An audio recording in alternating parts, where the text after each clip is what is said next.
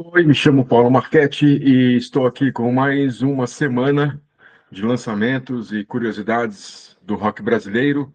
E neste vídeo eu vou falar do que aconteceu entre 29 de março e entrando em abril, de 29 de março até 4 de abril, para fazer essa semana cheia.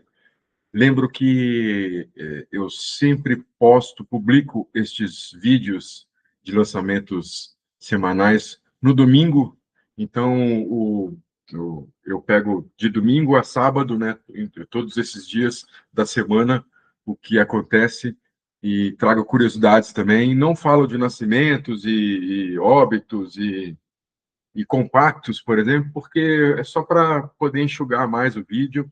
Tudo isso baseado no meu livro, O Calendário do Rock Brasileiro, que foi uma pesquisa que eu fiz de 1998 até 2024, com tudo que aconteceu no rock brasileiro. É claro que é um trabalho minucioso desse, feito sozinho. Eu não cobri os 100% todos os artistas, tudo que aconteceu, tudo que lançou. Óbvio, isso é muito difícil, mas eu garanto a você que aqui pelo menos tem 95% da história do rock brasileiro.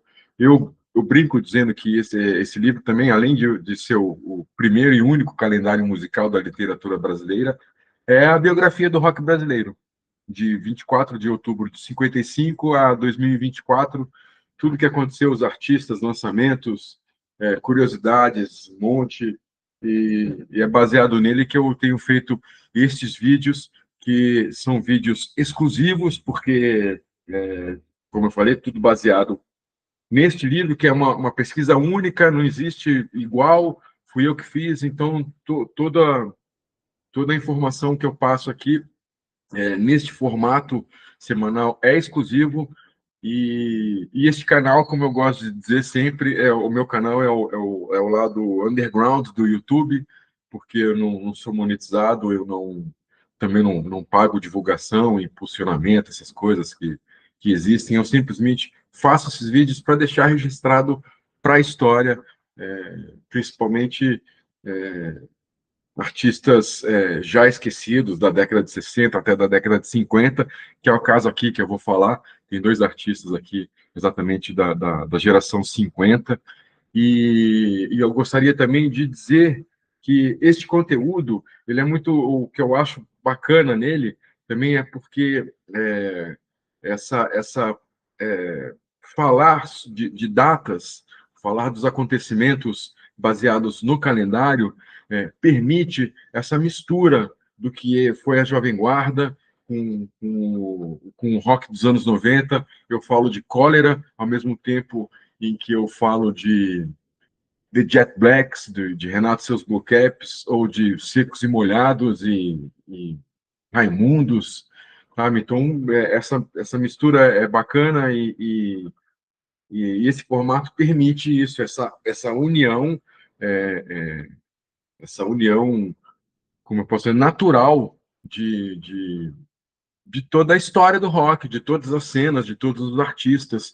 E se você quiser ver outros vídeos, mesmo que já passou as semanas e tudo, e tantos outros vídeos que eu já fiz sobre o rock brasileiro, o link da playlist está aqui embaixo. A playlist chama o Rock Brasileiro e Suas Histórias. E também eu deixo sempre uma playlist sobre os bastidores da MTV, que eu gravei, contando os 7 anos que eu fiquei lá de 93 a 2000. E, e é só clicar no link embaixo aqui na descrição que você tem acesso aí você vê a lista lá de assuntos e tudo, e vê o que te agrada para assistir. Certo? Então, vou dividir aqui a tela para iniciar aqui os lançamentos da semana. É claro que eu falei de compactos, mas está aqui um deles. Mas, claro que eu abro exceção, as regrinhas que eu bolei para esses vídeos, elas podem ser quebradas, é, evidentemente. Principalmente quando os compactos eles têm uma história forte por trás, como é o caso desse compacto do Carlos Gonzaga, da música Diana. É um compacto simples, tem essas duas músicas, Diana e Segura Ela. E Diana foi e é tido como o primeiro grande sucesso do rock brasileiro. Essa gravação do Carlos Gonzaga, que ele era um cantor de boleros e samba-canção, cantor romântico, e fez essa curva para o rock, mas depois ele saiu do rock. E você vê, inclusive, essa foto dele na capa do compacto, uma roupa, essa gola meio Elvis, né? Essa pegada bem roqueira. E é uma música do Paul Anka, americano Paul Anka, e o Carlos Gonzaga gravou no Brasil e fez putz, foi um sucesso tremendo. Esse compacto sumiu das lojas.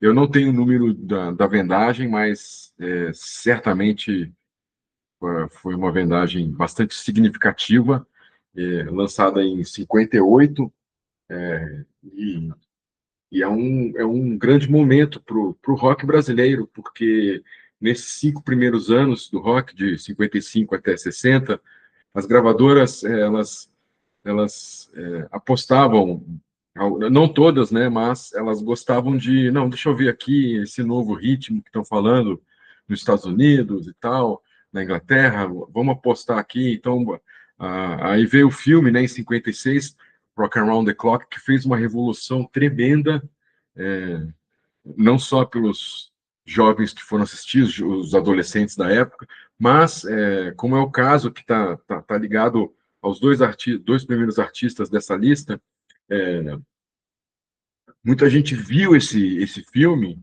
e, e pirou e falou, não, tenho que montar uma banda, preciso tocar rock e tudo. Então, o Rock Around the Clock, que entrou em cartaz no Brasil em dezembro de 56, ele causou esse tsunami, e a partir dele surgiu muitos grupos, inclusive este aqui que eu vou colocar agora na sequência, que é o The Jordans. E tem uma ligação muito forte entre o Carlos Gonzaga e o The Jordans. Eu não sei afirmar, mas tenho convicção, até porque eu vi o próprio Carlos Gonzaga dizer numa entrevista que foi o The Jordans que acompanhou o Carlos Gonzaga nessa gravação de Diana, e o The Jordans foi um grupo que surgiu a partir do Rock Around the Clock. O Foguinho, que era o baterista, ele disse que eles foram assistir o filme, amigos ainda, sem banda, nada, e eles assistiram o filme em pé, inclusive, de tanta gente que tinha na sala de cinema. Eu conto essa história em algum vídeo aí da playlist que eu falei, que inclusive foi proibido nos cinemas, né? Porque as pessoas arrebentavam, subiam em cima das cadeiras para dançar e virava uma bagunça o cinema, e muitas salas de cinema tiraram o filme de cartaz logo na sequência, exatamente por causa dessa bagunça que era as sessões do Rock Around the Clock. E o pessoal do The Jordans foi um desses que eu falei que assistiu o filme e falou, não, precisamos montar um grupo, e assim foi feito, montaram um grupo. Primeiramente tiveram outros nomes, depois chegaram a este nome, The Jordans, tinha o Aladim, Foguinho, pô, o Neno, do Incríveis, o Mingo, do Incríveis, até o Manito, também foi baterista do Manito, que toca sax, flauta, tudo. Ele foi baterista, o Manito era multi-instrumentista, foi baterista do The Jordans. The Jordans começou em 58, e, como eu falei, não com este nome, depois mudaram. E o primeiro disco é este, de 62, e o The Jordans acompanhou não só o Carlos Gonzaga, que o Gonzaga ele fazia muitos shows em circo. Na época era costume se apresentar em circo, não só o Carlos Gonzaga, mas outros artistas musicais também, e era o The Jordans que acompanhava o Carlos Gonzaga, assim como acompanhou tantos outros artistas da Jovem Guarda dos anos 60. The Jordans gravou e tocou com o Erasmo, acho que com Vanderlei Cardoso, Agnaldo Raiol, putz, tantas, eu nem sei dizer aqui, mas muitos artistas. E esse é o primeiro disco do The Jordans. Nesse disco tem Buda, que tem Change Your Mind, que é uma música domingo, tem Rap José, olha o nome que legal, Rap José, que já misturava, já trazia uma coisa, uma brasilidade para o rock, já nesse começo dos anos 60, já o Baby Santiago, o Getúlio Cortes e outros o Fred Jorge, que era um versionista também, ele compunha as autorais, mas ele ficou muito marcado, o Fred Jorge, pelas versões. Eles já trouxeram um humor e o cotidiano brasileiro para o rock. Então, misturar essa mistura de nome Rap José já é uma característica já dessa primeira geração do rock. O The Jordans tem uma longa carreira aí dos anos 60, depois eles se retomaram, acho que o grupo terminou em 73, se eu não me engano, depois retomaram as atividades em 90 para fazer shows esporádicos, tudo. Então fica registrado estes dois belíssimos lançamentos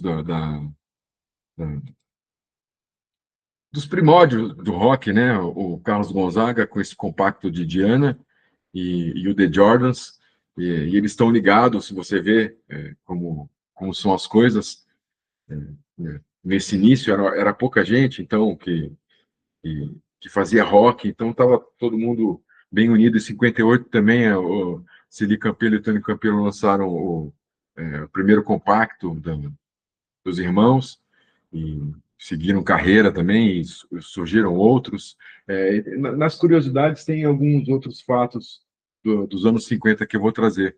Mas fica aqui registrado, então, esses dois lançamentos, Carlos Gonzaga de 58 e o The Jordans de 62, a pré-Jovem Guarda. Já pulo aqui para os anos 80, esse lançamento do Now, o único lançamento do Now, Now que já é de uma geração de 87, este disco, então ele já é pós Plano Cruzado, já é pós o boom, né, o auge do rock.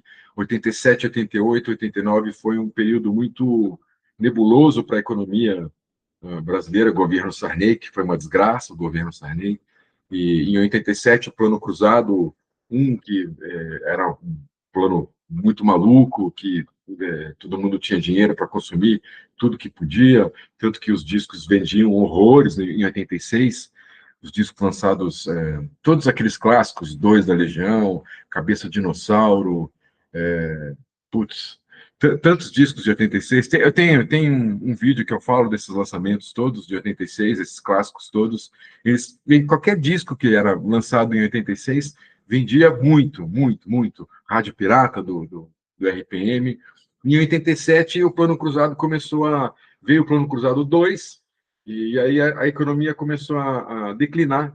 E com isso, as gravadoras foram se segurando, tudo, lançaram algumas coisas, que nem o Now, Gueto, Patife Band, tudo, mas já não fez aquele auê todo que foi 85, 86, o biênio 85, 86. Esse disco é um descasso, tem o meu saudoso amigo Zic, a gente conviveu muito juntos nos anos 90, quando ele tocava no Hip Monsters, com o Gastão, e a gente conviveu intensamente aí durante uns 2 anos. A gente morava, ele também, eu moro na Pompeia, aqui, bairro de São Paulo. O Zic também morava aqui, ele morava ao lado da MTV, eu trabalhava na MTV, e tinha muitas vezes que eu saía da MTV, do trabalho, e ia para a casa dele para ver ensaio do Hip Monsters, para ir lá conversar, e para lá jogar a conversa fora. O Zic era um cara genial na guitarra, era um dos grandes guitarristas da geração dele, e que nos deixou há pouco tempo, mas esse disco é muito bom, tem a Vange Leonel, é um timaço a formação do Now. E além desse disco, existe um outro disco que está nas plataformas digitais, que se chama O Disco Perdido do Now, que é muito bom também, é muito legal. Esse disco eu não sei se está disponível, mas o Disco Perdido do Now está disponível nas plataformas. Esse disco ele estourou com Um Bom Sonho, que foi a música de trabalho, Aí tem Corpo Vadio, também tocou nas rádios. Tem Linha Esticada, olha o nome. E é muito bom esse disco, é o lançamento de 87, na cena paulistana. Fica aqui registrado, então. Este é o primeiro disco, como diz o título, First. É o primeiro disco do Vulcana, minhas amigas de Brasília, Carla, a Mila, a Marielle. A Marielle eu a conheci, acho que em 84. Ela era vendedora da loja Cantão, em Brasília. E aí depois ela fez parte do Escola de Escândalo, fez parte do Arte no Escuro, lançou um disco pela EMI, do Arte no Escuro, que ela era vocalista. Aí depois do Arte no Escuro, ela formou o Vulcana. O Vulcana veio para São Paulo, de Brasília para São Paulo. Eu lembro os primeiros dias, eu lembro da gente tomando cerveja em Brasília e elas contando, não, vamos formar um grupo, vai ser assim, vai ser assado já, vamos fazer show com as velas acesas e tal, uma coisa já meio thrash metal e tal. Se eu não me engano, tinha a Débora na bateria a princípio, mas a Débora não veio para São Paulo. A Débora, que tocou no Detrito Federal, gravou o disco Vítimas do Milagre, do Detrito Federal, também de 87, produção do Charles Gavan, e, e aí elas vieram para São Paulo. Uma curiosidade é que a Carla, ela fazia parte de um grupo que era do Gustavo, o Filho de Mengele, o grupo que eu tinha em Brasília, com o Digão, do Raimundos, tudo, o Filho de Mengele tinha o primeiro baterista, que era o Paulinho, e o Paulinho saiu, que aí entrou o Digão, o Paulinho saiu para formar um outro grupo, um grupo gótico, com o Gustavo, que era do Subdivisão, tudo, e a vocalista desse grupo era a Carla. E aí, depois, mas a Carla sempre, apesar do grupo ser gótico, tudo, a Carla sempre gostou de metal. A Mila fazia parte do Detrito, ela é da formação original do Detrito Federal, aquela coletânea Rumores de Brasília, tem Detrito Federal, duas faixas do Detrito Federal, a Mila tocando. Então, elas, as três, e a Débora, elas já faziam parte da cena musical de Brasília antes de formar o Vulcana. E o Vulcana lançou esse disco em 92, e a música de trabalho foi Pet Sematary, do Ramones, tocou bastante aqui nas rádios de rock aqui de São Paulo. E quem tocou bateria neste disco, e depois passou a fazer parte da formação do grupo, foi o Serginho, que era batera do Voodoo, e aí, tanto que na capa você vê só as três, porque realmente não tinha mais a Débora como baterista e o Serginho, ele não era ainda um membro oficial, um integrante oficial do Vulcana, que nesse disco, por exemplo, fora Pet Sematary, tem Darkness, tem Silent City. É um disco cantado em inglês, claro, dessa vertente do metal. Foi lançado fora, inclusive, do Brasil. Tem uma outra capa, se você for pesquisar esse disco, você vai encontrar, se não me engano, fora essa capa, mais uma outra capa. Ele foi lançado nos Estados Unidos, se eu não me engano, ou algum outro país da Europa, não sei dizer. E se eu não me engano, esse disco foi produzido pelo Miranda, pode ser, pelo Carlos Eduardo Miranda. Então fica aqui o registro desse lançamento do Vulcana. Um beijo para minhas amigas, a Marielle, a Mila, a Carla, que eu não as vejo há muito tempo. A Marielle hoje mora em Curitiba. Está aqui também um grande disco, esse é de 93, um disco fundamental para a geração MTV.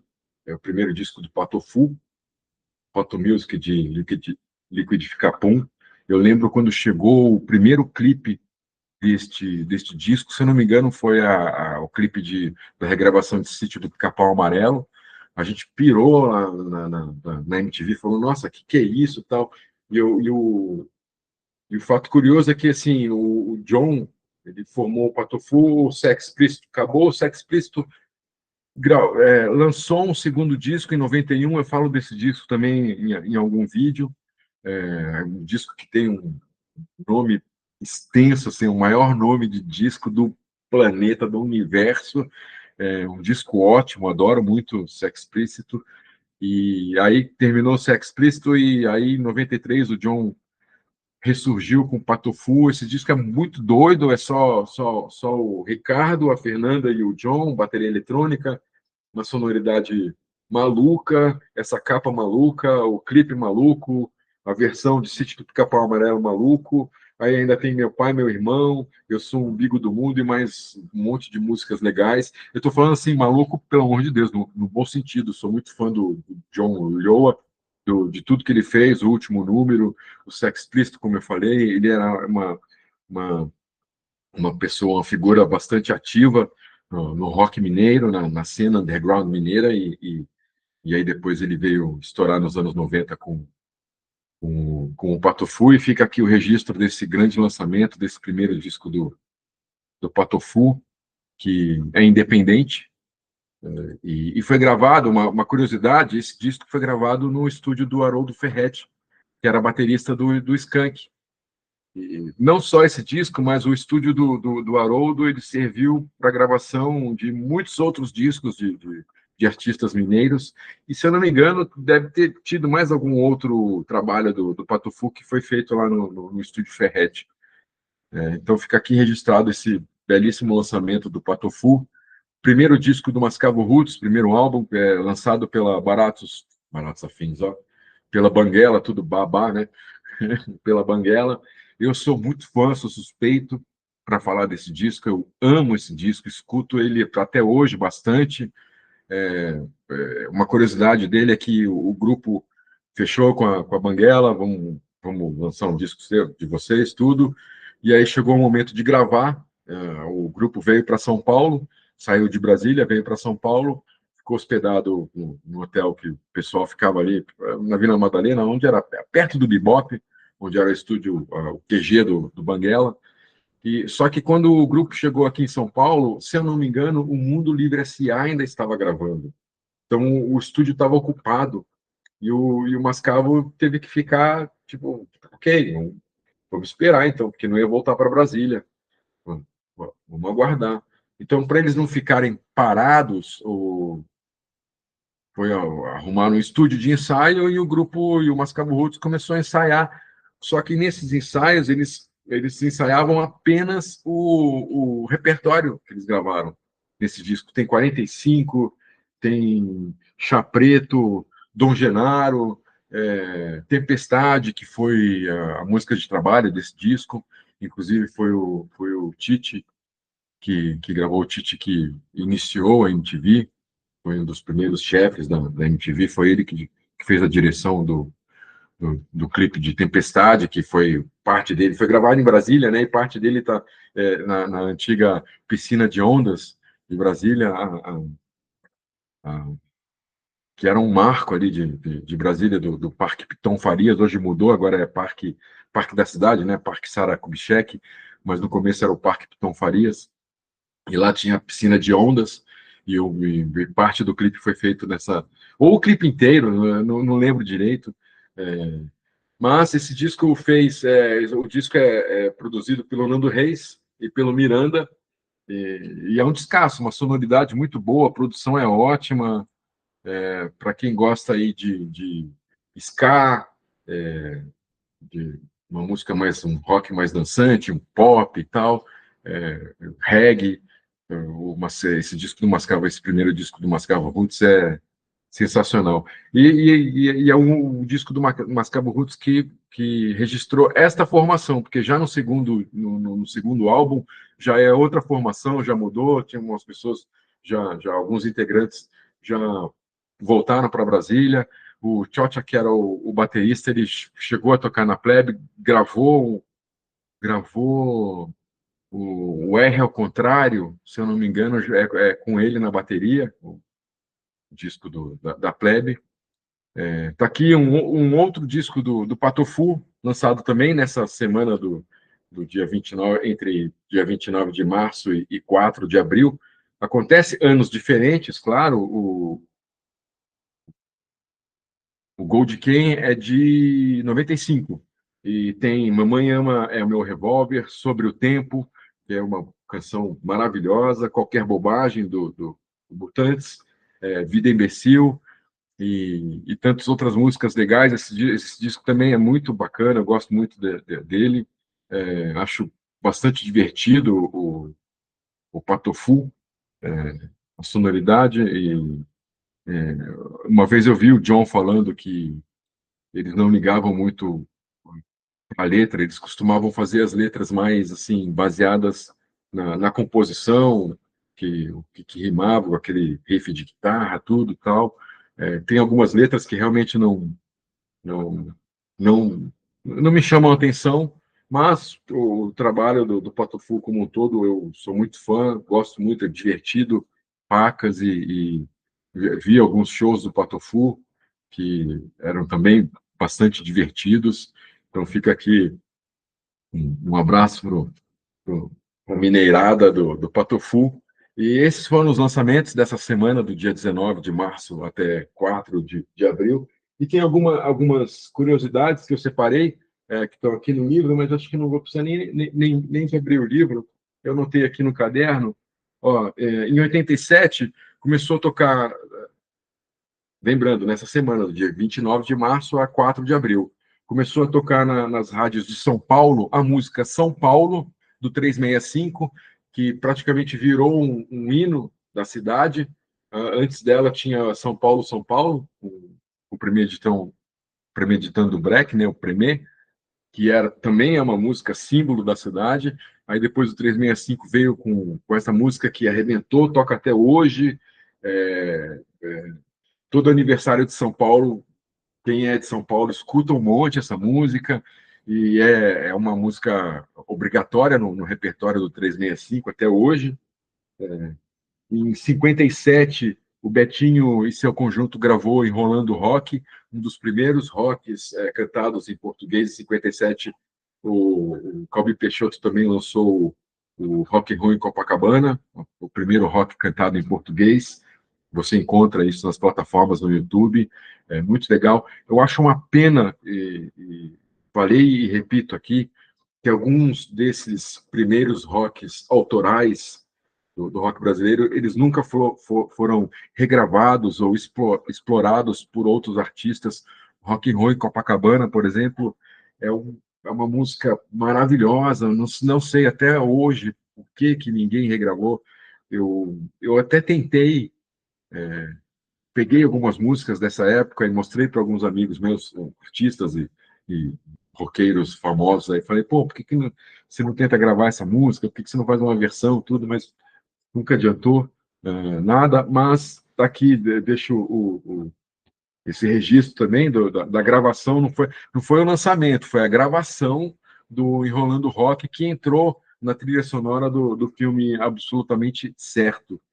Em 74, teve show do Alice Cooper aqui no Brasil, em São Paulo, no Centro de Convenções do AMB. Quem abriu esse show foi o Som Nosso de Cada Dia.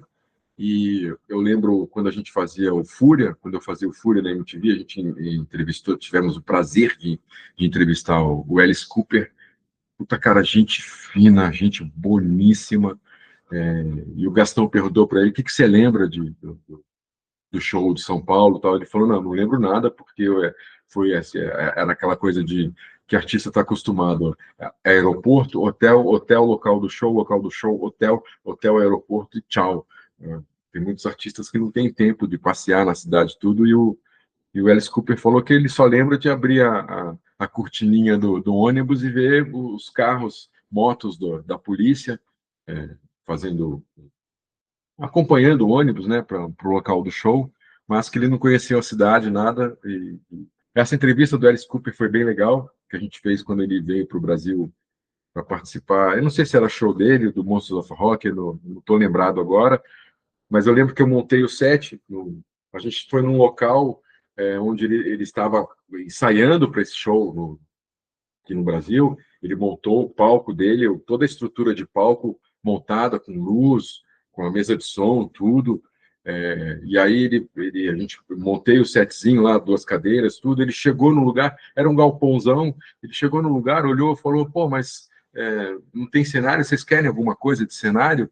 a gente falou, pô, se você puder trazer, aí ele pediu para o assistente dele, que acompanhou até o local da entrevista, o assistente dele foi até onde eles estavam ensaiando, pegou lá alguns elementos do palco, aquele fêmur, né, ele deixa lá um latão com o fêmur e bengalas e não sei o quê, ele botou lá uns elementos, muito legal, cara, o cara, gente finíssima, e ainda depois da entrevista convidou eu e o Gastão e a equipe toda para ver um trecho do ensaio. Então a gente teve o prazer de ir e assistir a gente assistiu uma música e era um palco mesmo, com luz, como eu falei, com toda a estrutura de palco, sem um PA, mas toda a estrutura de palco, todo mundo ensaiando, o engenheiro de som do palco, o cara da luz, era um ensaio geral, os holds, tudo, e a gente viu uma música e depois demos tchau, tal, ele deu tchau pra gente, pô, muito legal. Então fica o registro, então, que em 74 aconteceu um dos primeiros grandes shows de rock aqui no Brasil, em plena ditadura militar. Em 83, nessa semana também, de 29 de março a 4 de abril, o Traje a Rigor foi contratado pela Smith, contratado pela Warner, né? Depois aí veio o primeiro compacto com Inútil, aí depois veio o segundo compacto com Eu Me Amo, e aí o resto é história. Em 87, o Andrés entrou pro Sepultura, ele que era de São Paulo e teve que mudar para BH, foi para Belo Horizonte, então foi também essa semana foi nessa semana que o Andrés entrou para o Sepultura, e também em 87, para terminar o vídeo e terminar as curiosidades da semana, foi em 87 que o Lobão foi preso por porte de fumo. O Lobão que teve pelo menos ele foi preso pelo menos umas 4 vezes na década de 80, 4 ou 5 vezes, não sei. O primeiro registro de uma prisão do Lobão que eu achei nas minhas pesquisas foi em 81, quando ele ainda era baterista da Marina. Ele nem tinha o trabalho dele, não sei nem se tinha Blitz ainda, mas ele era baterista da Marina. E ele já foi em 81 que ele foi preso também por porte de fumo, e aí o resto também é história. Então tá aí os lançamentos e, e curiosidades da semana. Vou só relembrar aqui os discos, então, os álbuns lançados nessa semana: o Gold Ken, do Potofu, o Mascavo Roots, o Gold Ken e o Mascavo Roots de 95, o Hot Music de Liquid Capum também, do Potofu 93, Volcana 92, Now 87, The Jordans, A Vida Sorri Assim 62, e o Carlos Gonzaga com Diana de 58. Se você quiser saber mais curiosidades de discos e das cenas musicais brasileiras e tudo, é só, como eu já te convidei, convido novamente, é só clicar na playlist O Rock Brasileiro e Suas Histórias, lá tem vários vídeos sobre um monte de coisa, e eu agradeço a companhia de vocês aqui no meu canal do YouTube, do Underground do YouTube, lembrando que todas esse conteúdo que eu falo aqui é exclusivo, você não vai ver em qualquer outro lugar, a não ser que alguém assista, ou a não ser que alguém tenha o calendário do rock brasileiro. Eu só fiz 70 exemplares, então são pouquíssimas as pessoas que têm o calendário do rock brasileiro. Se você quiser o calendário e também o diário, a segunda edição do Diário da Turma, é só mandar um e-mail, que também está na descrição do vídeo. Agradeço a companhia. A gente se vê num próximo vídeo. Obrigado, um beijo e um abraço.